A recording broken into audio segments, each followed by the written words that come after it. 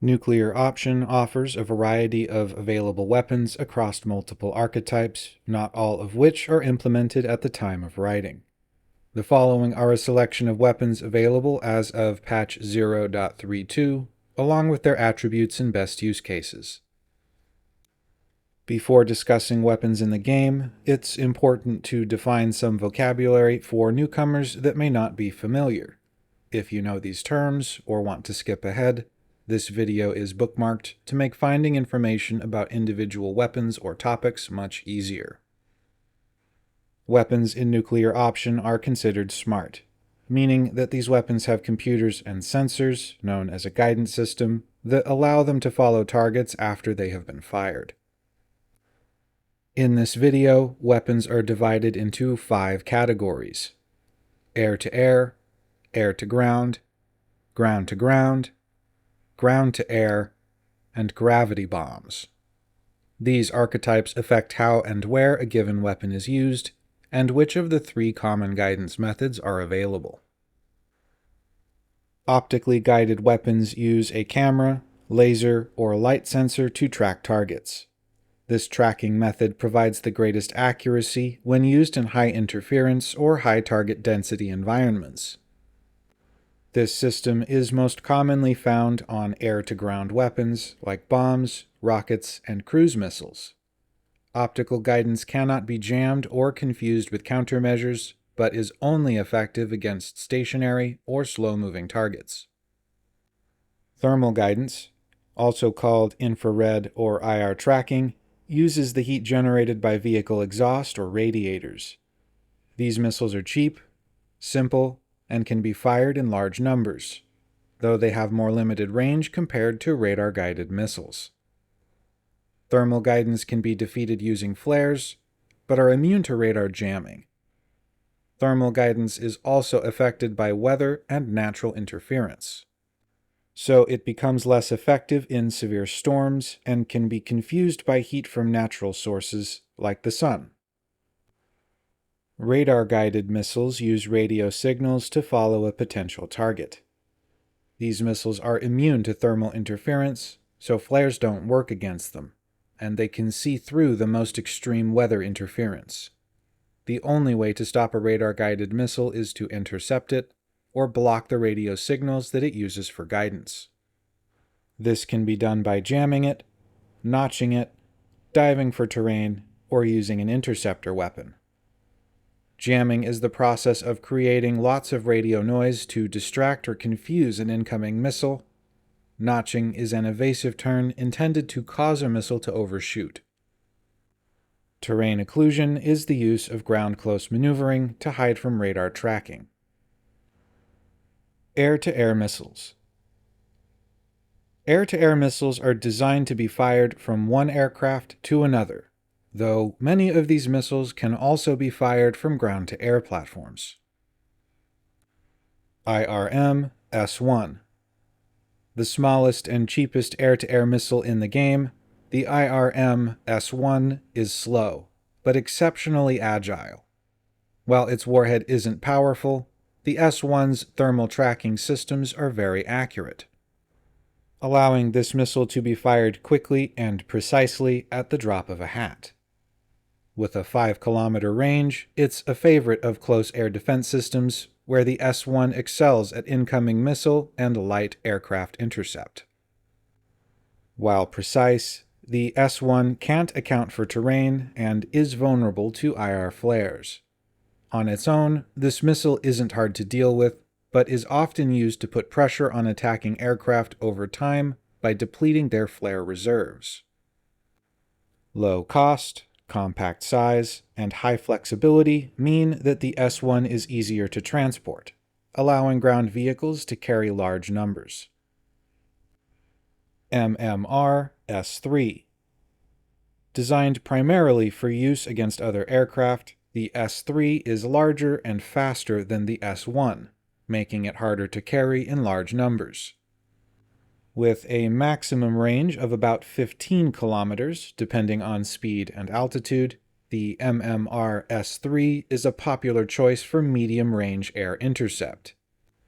It can be carried by, and used effectively against, supersonic aircraft of all kinds, while remaining agile enough to kill incoming missiles. This weapon is hard to place on mobile ground units, but is a popular choice for cruisers, carriers, and destroyers, who have the space for larger launchers and magazines. AAM-29 Scythe. The Scythe offers tremendous range and stopping power, though its size and weight preclude or significantly limit deployment on lighter aircraft. With a 120-kilometer range and active radar homing system, the Scythe can attack pretty much anything it can see, though firing at longer range means that a target has more time to notch, dive for cover, intercept, or otherwise evade missile guidance. The Scythe is maneuverable enough to be usable at medium range alongside the MMR S3, and makes for an excellent 1-2 punch against targets with multiple countermeasure sets. The Scythe is able to leverage data link to fire on targets beyond visual range or off angle from the attacker. It will switch to its own radar system for terminal guidance, at which point a target lock becomes much harder to break. This switchover process is required for the Scythe to approach for a kill, and takes a few seconds to lock in. When fired at close range, the Scythe's internal radar takes a few seconds to acquire and track a target, which makes it increasingly less effective at ranges below 5 kilometers. Ground-to-air missiles. A ground-to-air missile is generally designed to be fired only from ground vehicles. This means they care less about weight and placement than air-to-air missiles. As a result, these weapons are usually more powerful and can be carried in larger magazines than aircraft typically support. RAM-45. Designed around a vertical launch system and omnidirectional targeting, the RAM-45 is both compact and modular, allowing large magazines to be fitted on several platforms. Most commonly seen on the Bolt Strike tank and Shard Corvette, the RAM can target incoming ordnance and aircraft with high precision up to a 15-kilometer range. Despite its small size, the RAM-45 carries a powerful warhead that is effective against all aircraft. Equipped with a semi-active radar homing guidance system, the RAM-45 missile lacks its own radar and is reliant on a launcher to define its targeting information. Onboard sensors are less advanced than on active radar-based missiles, making the RAM-45 more vulnerable to jamming, but cheaper to produce in large numbers. This allows launchers to be less selective about when and what they fire on. Strato-Lance R9. Designed primarily to deny high altitudes to the enemy, the R9 platform is reliant on a separate long-range radar system to see its targets. Extreme range focus means that the Lance performs poorly at lower altitudes and is vulnerable to terrain occlusion. Even when flying over the ocean, pilots who can hug the deck below 50 meters are essentially invisible to it, and can close to engage the launcher directly, but are vulnerable to other close-range defenses in the process. Air-to-ground missiles. Missiles optimized for ground attack find limited use in other fields of battle, so there are few applications outside of aircraft for these weapons. These missiles often sacrifice agility for speed and armor penetration, so they are typically useless against other aircraft, though a few exceptions exist. All air-to-ground systems are vulnerable to thermal and radar-based air defenses. AGR-18 Lynchpin. This compact, optically guided, short-range rocket is optimized for use against light armor. Carried in small pod launchers and designed to be fired in groups, the Lynchpin is ideal for saturation attack against air defenses or closely grouped vehicles. With a 2-kilogram warhead, These rockets are not individually significant, but in swarms, they can overwhelm and destroy ground vehicles. Low mass and compact design make the Lynchpin a common sight on light aircraft and helicopters, but this flexibility comes at the cost of destructive potential. The Lynchpin is not effective against heavy armor, fortifications, or large structures like factories, but it can devastate soft targets, light armor, and small ships. The Lynchpin is weak against SPAAG or anvil ballistic defense systems, which can destroy rocket swarms with enough advanced warning. Limited guidance means the Lynchpin works best when fired directly at a target, but it can be lobbed over hills or other obstructions when fired near max range. The targeting system of a Lynchpin rocket needs time to acquire and track a target, making it much less effective when fired at ranges under 2 kilometers. AGM-48. The smallest and lightest of the full-sized air-to-ground missiles, the AGM-48 has an 8-kilometer range and 10-kilogram warhead yield. This allows it to destroy most ground vehicles with a single shot and from beyond their engagement range. The AGM-48 features a randomized maneuvering guidance system that can help it evade some ballistic defenses, but it's weak against the Spearhead tank, IRM-S1, SPAAG, and laser defenses. The AGM-48 is one of the few air-to-ground missiles able to attack aircraft, typically helicopters, under the right conditions. Any air defense vehicle can destroy this missile in flight, and often will, if given enough warning. This means the AGM is best deployed in groups against multiple targets from between 3 and 5 kilometers. With its limited maneuvering ability, firing the AGM-48 from too close to the target will often result in a missed shot. AGM-68.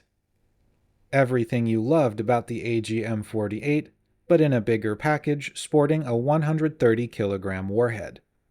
The AGM-68 is less maneuverable than its smaller cousin, so its minimum effective range hovers around 5 kilometers, depending on speed and vector.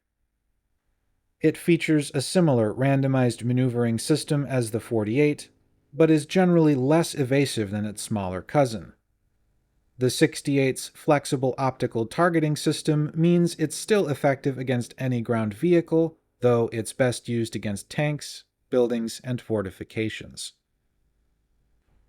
Avoid using the 68 around SPAAG, IRM-S1 launchers, and laser defenses. The AGM-68 remains relatively inexpensive compared to other ground-focused missiles, but its larger size and mass reduce deployment options on smaller aircraft, though bombers are capable of bulk transport and saturation attack using this missile. AGM-99. Sacrificing acceleration for a longer-burning engine, ground-skimming GPS guidance, and improved maneuvering, the AGM-99 is the largest and heaviest of the AGM family. It lacks the range of a dedicated cruise missile, but can be carried in larger numbers on compact platforms, allowing for swarms to be launched without the need for a dedicated bomber.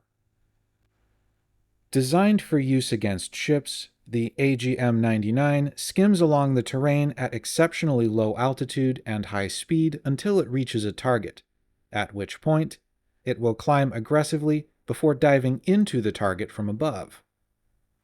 This maneuver allows the AGM-99 an increased chance to bypass point defense systems and strike at weapons on the deck of a hostile ship, penetrating soft hull armor above the waterline and detonating within more vulnerable systems on board. The AGM-99's attack method also grants it limited effectiveness against some factories and structures, especially where these facilities are protected by depressions in the terrain or by surrounding buildings that make a direct approach impractical. A vertical strike ensures these structures can be effectively targeted even when not directly visible, though it's not as destructive as specialized anti-structure options. ARAD-116. Anti-radiation missiles are technically radar-guided, but instead of generating radar signatures, they listen for and seek them out. This attribute is unique among weapon systems in that it makes the ARAD somewhat autonomous. It's one of the only missiles that can be fired without a target lock and find one on its own, from a range of 120 kilometers if needed. The ARAD's targeting system is passive, meaning that it listens for emissions rather than generating its own. This means that the ARAD can only follow targets that are emitting an active radar signature and will not work against ground vehicles, structures, or aircraft that do not have one. Active radar signatures are reflected on the map by an orange pulsing line connecting your aircraft to the radar that has detected you. While slightly less powerful than an AGM-68, the ARAD can still kill heavily armored vehicles with a single strike, though large ships may require multiple hits. Care should be used when fired without an initial target, since the ARAD does not distinguish between friend and foe in autonomous mode, and will seek any radar signature that wanders into its field of view. While technically capable of seeking aircraft, the ARAD's guidance system is intended for air-to-ground use and is not accurate enough to reliably track aircraft, though it can find large bombers and e-warfare planes, provided they don't turn off their radar systems and dive for terrain. ALM-C450. This subsonic cruise missile can engage ground targets up to a 250-kilometer range using GPS coordinates alone, thanks to its complex terrain-skimming navigation system, which helps the missile to evade long-range radar and high-altitude air defense. The C-450 carries a payload similar to, but slightly smaller than, a GPO-500. It remains effective against the same kinds of targets. All vehicles, most buildings, ships, and smaller fortifications are vulnerable to cruise missile strikes, though heavy fortifications may require several direct hits. The C-450 is highly reliant on surprise to secure a kill, as it lacks any evasive functions during terminal approach. The 450 will always take the most direct route to a target, making its flight path easy to predict and simple to intercept once detected. Since the 450 uses a subsonic jet engine, most aircraft and missiles are able to intercept and destroy this weapon in flight, with guns if necessary. ASHM-300. Building on the essential concepts behind a cruise missile, the anti-ship homing missile can be fired from a stationary launcher or by an aircraft. When launched from the ground, the 300 sports a powerful launch assist system that allows it to reach flight speeds and transition to its onboard engine. When launched from an aircraft, the missile activates its engine directly. The anti-ship homing missile features a streamlined supersonic profile and the same terrain-skimming navigation as a standard cruise missile, but is able to perform maneuvers while sustaining speeds between 1.0 and 1.3 Mach. These traits make the ASHM harder to intercept at the cost of a reduced payload compared to the ALM-450. The ASHM remains vulnerable to point defenses and interceptor missiles fired into its approach, but can outrun most ordnance fired from behind. ALND-4. The Air-Launched Nuclear Deterrent is a long-range subsonic cruise missile with upgraded engines and fuel reserves. While its guidance system is virtually identical to the ALM-450, its range is vastly increased to 1,500 kilometers. The Air-Launched Nuclear Deterrent is heavier and more complex than a conventional cruise missile, so despite these upgrades, it flies at lower subsonic speeds around 1,000 kilometers an hour. Ground skimming navigation allows this missile to evade radar up to a point, but once detected, it can be destroyed by any air defense system or jet-powered interceptor. The air-launched nuclear deterrent is best deployed after air defenses have been neutralized, or as part of a swarm of ordnance to help mask its approach. If this weapon is detected, air defense units will prioritize it over other threats. Gravity bombs. For those times when the simplest solution is actually the best, gravity bombs rely on the altitude and speed of their host aircraft to reach a target. Since these weapons have no propulsion, they emit no traceable heat signatures and can bypass any defense reliant on thermal guidance. Gravity bombs offer much higher damage than an equally sized missile, but are harder to deploy and are weak against all radar-based defenses. 76mm Guided Shell. This long-range artillery shell leverages advanced internal electronics to provide limited guidance in flight. Drawing inspiration from the Strato-Lance system, years of advancement have enabled these weapons to be mass-produced at much lower cost, making their presence on the battlefield far more common. Once fired, the guided shell can alter its trajectory to track slow-moving ground or air targets. The guided shell is just large enough to be reliably tracked by radar systems, so it can be destroyed in flight with the right equipment. Laser defense systems are the best countermeasure, but the Anvil and SPAAG can provide some protection with enough warning. Since the shell is compatible with auto-loading cannons, it can overwhelm defenses with continuous fire, assuming the attacker remains unharassed by defending units. PAB-80LR. The smallest and lightest of the gravity bombs, this optically guided weapon is equipped with glider wings that provide much greater range when deployed from altitude or speed. Gliding allows aircraft to deploy the 80LR from farther away, with less need for setup and positioning during a bombing run. The extra range provided by glide capability comes at the cost of speed, making the 80LR more vulnerable to SPAAG and point defense systems once detected.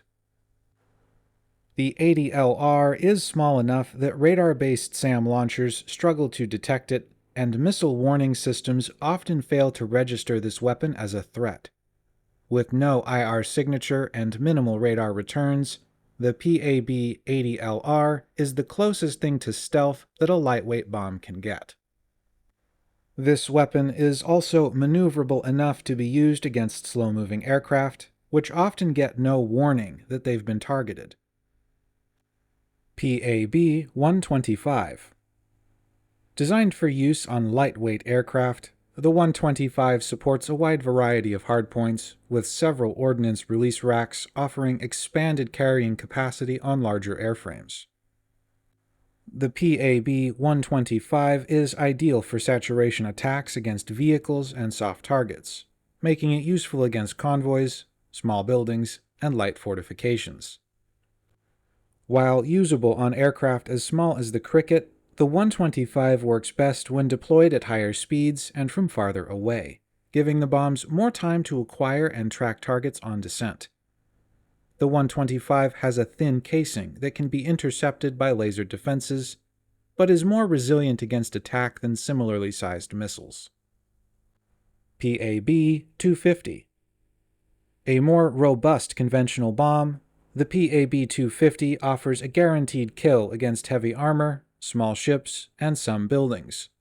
While generally less flexible than the 125, the 250 can be carried by most fighters in smaller numbers. This weapon is great for targeting landing pads, aircraft revetments, and other airfield infrastructure, though it lacks the power required to kill hardened fortifications and large factories. GPO-500.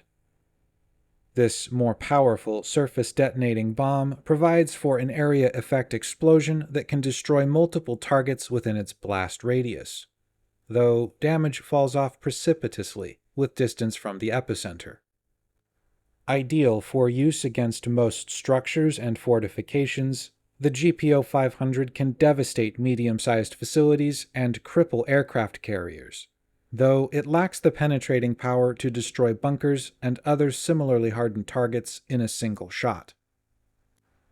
High mass and a thick casing make the GPO-500 resistant to laser and ballistic defenses, which it can plow straight through if deployed from close in. Radar-based defenses can destroy this weapon if it's dropped from high altitudes. GPO-2P Auger. This flexible bunker buster relies on its mass to act as a pile driver, shoving the warhead deep into the ground before its delayed trigger detonates an 800-kilogram warhead. This action concentrates damage to a single target, but limits the total area of effect. The auger can still inflict significant damage around the target, but the area effects aren't much better than a GPO-500. This weapon is purpose-built to kill bunkers and fortifications, but can also be adapted for use against aircraft carriers and other large ships. Like the GPO-500, the auger's casing is especially hard, making it more resistant to laser and ballistic defenses, though not invulnerable. Carriers, destroyers, and cruisers can intercept this weapon in flight, as can any facility with a sufficient number of point defenses. Demolition Bomb. Also known as a thermobaric, vacuum, or fuel-air bomb, these weapons work by dispersing a highly volatile and explosive fuel mixture above the ground and then igniting the resulting vapor cloud. The demolition bomb is ideal for destroying light vehicles or large unfortified buildings, but its effect on armored or fortified targets are limited. With a warhead yield equivalent to 11 tons of TNT, the demolition bomb is easy to target during descent. Only the largest bombers can support this weapon, and it must be deployed from a moderate altitude to avoid damaging a host aircraft. Care must be taken to suppress hostile air defenses because the demolition bomb's large size and slow approach make it very easy to target. GPO-N. The final word on destruction, the GPO-N is a variable-yield nuclear gravity bomb that can be used as a tactical or strategic weapon with a 1.5 kiloton or 250 kiloton setting. The GPO-N is light enough to be deployed on medium fighters, but works best when deployed at higher speeds. In order to allow use at lower altitudes, the GPO-N features a scalable time delay fuse. In its 1.5 kiloton tactical setting, the GPO will detonate 8 seconds after impact with the ground if dropped below 150 meters or 500 feet. In its strategic 250 kiloton setting, the time delay scales up to 16 seconds if dropped below 500 meters or 1,650 feet. At 1.5 kilotons, the -N can devastate forward operating bases, small airfields, all ships, and most fortifications. Damage is more localized, allowing this weapon to be used around allies with less risk of friendly fire. Like all gravity bombs, this weapon is vulnerable to radar-guided ballistic defenses. SPAAG and Anvil platforms will prioritize the -N if they detect it. Nuclear weapons are complex, and so are more vulnerable to incoming damage than conventional bombs. At the 250 kiloton setting, the -N can wipe out a population center, large airfields, and sprawling bases. This makes it the perfect finishing blow, but a poor choice to use anywhere near Allied units. The shockwave generated by strategic detonation is lethal to all aircraft in or near the exclusion zone. This makes it an unwieldy beast and two-edged sword that can easily kill wielder and hostile in a single stroke. These weapons are the selection available as of patch 0.32 and may not reflect the current offerings in-game. Individual weapon performance may differ from the figures provided in this video, as future patches continue to make adjustments. Feel free to add any additional information, corrections, or insights I may have missed in the comments below. That's all I have for today. If you made it this far, you probably liked the video. Be sure to show it with a click in the right place, and I'll catch you all later.